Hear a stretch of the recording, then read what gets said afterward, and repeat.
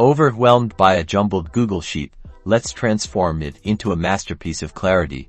In this quick tutorial, we're diving into how to perfectly resize columns and rows in Google Sheets, ensuring your data looks professional and is a breeze to read. First, let's tackle column width. You have a few super simple ways to do this. The most common method is by using your mouse. Simply move your mouse cursor to the dividing line between the column headers you want to adjust. You'll see the cursor change to a double-headed arrow.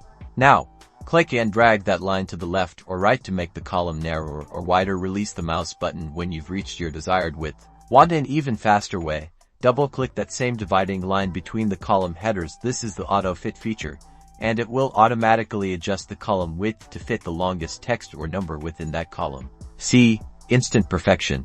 Now, let's adjust row height. The process is very similar. Hover your mouse over the dividing line between the row numbers you want to change. Your cursor will transform into that familiar double-headed arrow. Click and drag the line up or down to make your rows taller or shorter.